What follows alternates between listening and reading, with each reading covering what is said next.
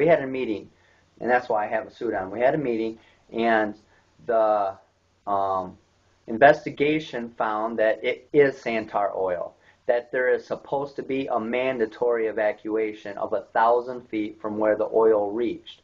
So we're talking about thousands of people that were in danger, their health was at risk, and there's possibilities of leukemia, birth defects, and miscarriages because of this stuff that they breathed in. And it's scary that they didn't tell anybody. Matter of fact, the pipe broke almost an entire day before anybody ever said a word. Now, there's reports that it broke a little bit, 6, 8, 10 hours before that. People said they smelled some bad smells. But the official report of when a firefighter was notified and talked to by an employee, it was one day approximately within hours of when they are reporting that happened. This is serious because they could have got a lot of this cleaned up or prevented, and for 12 hours, if I remember what I read properly, that they were putting oil through this pipe and it should have been turned off. They had warnings and they kept pushing the oil through, and it was just coming out, 900,000 gallons approximately, killed all of our fish, all of our animals almost that are on the river and or near the river, and it devastated our everything. So another thing at this meeting, there was some people really upset, and they voiced their concerns, and nobody from Enbridge showed up, of course. They don't care anymore. They're in court right now saying that they don't have to pay anybody that has legitimate complaints. Why? Because they're saying it wasn't their fault. Well, for one, you can see the picture of the pipe. It actually broke on a weld. All right? So that means that weld wasn't strong enough to hold what they were pushing through. All right? So for one, that's their fault. Two, they knew the pipe was bad prior to this. They were running at a lower percentage because of that, and it still broke. So there's another reason why they have to pay. There's a lot of people that went to the hospital. Their doctor bills are not being paid for by Enbridge because Enbridge is saying you have to prove that it's from the oil. Well, these people are sick. A couple of people in Baker Trailer Park died. They had really bad asthma. Well, who knows if this benzene killed them or not? They breathed these toxic chemicals in for a month and they passed away. Now, how do you prove that it was done by the oil spill? I mean, you're getting technical here, and it's hard to prove. But I just state facts. I just state that 2 people died. They had asthma, and they died right after the oil spill, breathing in. They were only several hundred feet away from where this is. And there's a lot of kids that got sick, and there's a lot of people that had rashes, puking. People are saying now that they have signs of cancer. That's what their doctors are saying. Of course, Enbridge is saying, well, you can't prove it's from the oil. While I'm at this meeting, I talked to a gentleman named Mark. He's in charge of the EPA here at this Michigan oil spill. And what he says really, I mean, come on. This guy and the lady that's there, I just don't get it. So I now prove that there is massive amounts of oil that's left at Talmadge Creek.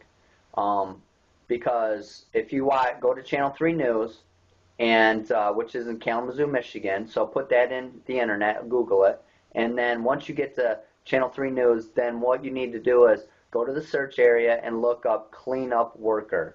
And you'll see me, and it's a really good article, but it shows where there's canvas, and then this whole area was just full of oil. They didn't dig out all the oil. Okay, they left it. Then they put this brown canvas over the top of it, and then they put grass, and of course the grass will grow and it'll look really nice. Well, in November, they took Channel 2 News out there, which is a news organization that went out with me, and they told Channel News, hey, it looks great. Channel News is on there. Oh, it looks, there's grass everywhere. It looks pretty good to me. Well, this is the thing. In the wintertime, in the areas where they weren't walking, they just walked in one little area, you fall through the snow where the oil is. And I fall down to my waist. And you'll see that if you go to the Channel 3 News. And why this is important is because they spent hundreds of thousands of dollars to put this canvas and grass over the top of this. Now that I have proved that the oil's still there, now the EPA guy, Mark, he is now saying that, well, we were going to clean it up. I said, why would you put grass over the top of it? And the lady said, well, we wanted to stabilize it. And come on, how stupid do they think the residents of this area are? That's ridiculous. Why would you spend hundreds of thousands of dollars and you put the grass and canvas over this area in September? All right? We're talking you could have worked October, November, December. You could have worked those 3 months before the weather got bad. 3 months of digging, 3 months of getting the oil out of there, 3 months of putting fresh dirt. But no, they put grass and canvas over it in September. All right? So now you have this canvas over the top of it. Nobody knows it's there until I bring it forth to the residents. And so, as I said, now they're sitting there saying, well, we're going to dig it back out. But we were going to do that, and that was our plan. We were waiting until spring. Are you joking me? You were going to wait till spring to dig up an area that you put grass on top of and was waiting for grass to grow? Does that make logical sense? People, please don't believe them. This is what they're trying to do to protect themselves. They say it's sediment that may be contaminated. Then once you prove it's oil, then they say, well, we meant to come back and clean it up. Then they were even saying stuff like, well, the oil moves. Listen, this oil in this area has no way of moving. It can't move. All right? They're also saying that the submerged oil is moving. The submerged oil is not moving in massive amounts from one area to another. So when I find oil in an area that's full of oil, it's been full of oil. It hasn't moved there. It wasn't clean and now dirty. This is just stuff they've left. And I'm getting really mad and upset that they treat the Marshall, Kalamazoo, and Battle Creek people like they're second graders. All right? We're intelligent people. And you, the EPA, yes, I'm pointing at you, EPA, and Mark, and everybody in your organization, you're letting us down. I pay for you to work, Mark. You are working for me. You're not working for Enbridge. You do what is right for me in my community. I don't care what you think, that's your job. You get it done and you do it right. And if you don't, I'm going to make you do it right. I'm going to go back out there and I'm going to videotape all these areas again in the spring. And I am going to prove all your mess ups. And I was going to say something a little worse, but you know what? I'm tired of you hurting our community. And yes, EPA, you're the one hurting it. Enbridge screwed it up the first time, but you're not making them cleaning it up right. And because they're not cleaning it up right, that's your fault. Now, that's on your shoulders, Mark. Don't let me down. I told you face to face, I wanted to go to Florida. I didn't want to sit here in the wintertime and I could be down with my family enjoying the summer. And guess what? I got to be here because I want to help my community. But I shouldn't have to do this. You have EPA people doing this. Why should I have to do this? Why should I have to spend 40 to 60 hours a week going through the river, freezing my ass off, almost getting frostbite, falling in the oil, putting myself in more danger from benzene and toxic chemicals? Why? Why is it my responsibility? You know why? I am doing it because you're not. Because nobody in your organization is doing it properly. You let me down. I proved you let me down. And I'm not going to let my community down. I don't care what I did in the past. I don't care what I do in the future.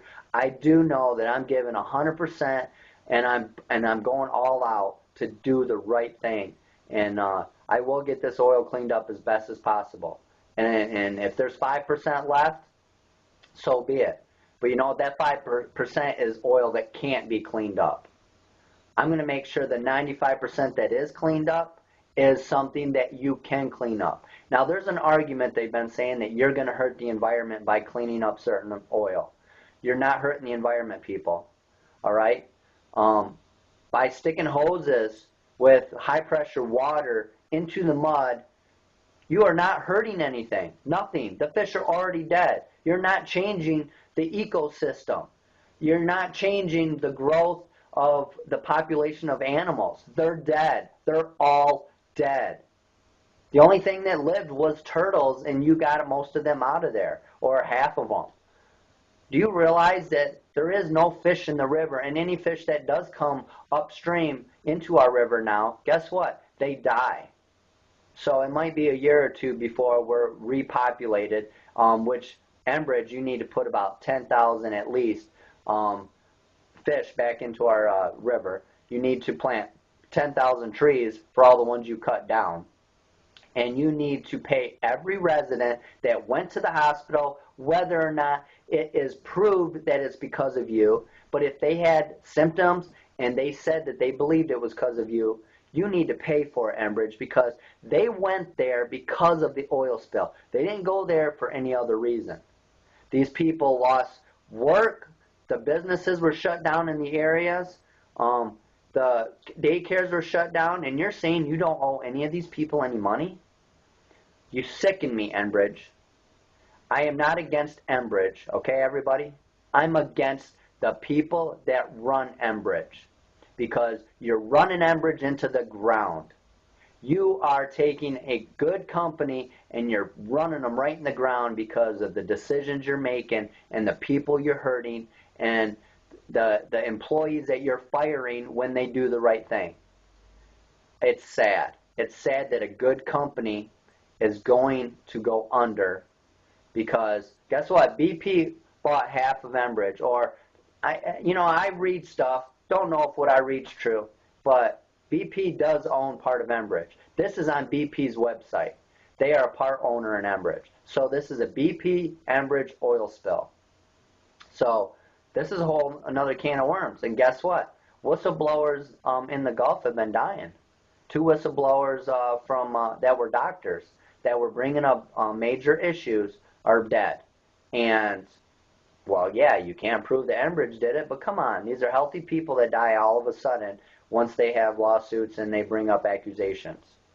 I'm scared. I don't know what to do. I've contacted the FBI. They're tracing all my phone calls, and I have no privacy now, but you know what? If somebody does do something to me, maybe a video camera will catch them, or maybe the people that are protecting me will get them. So I don't know what to do except for do the right thing, go forward. I'm not a quitter. When I start something, I finish it. When I was in wrestling, I lost every match my first year, and I didn't quit. And I became MVP of my high school, and I wrestled in college, and I wrestled in the Navy, and the reason why is because I'm not a quitter.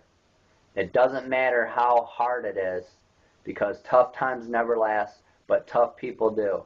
And I'll tell you what, I'm pretty darn tough, and I do not give up.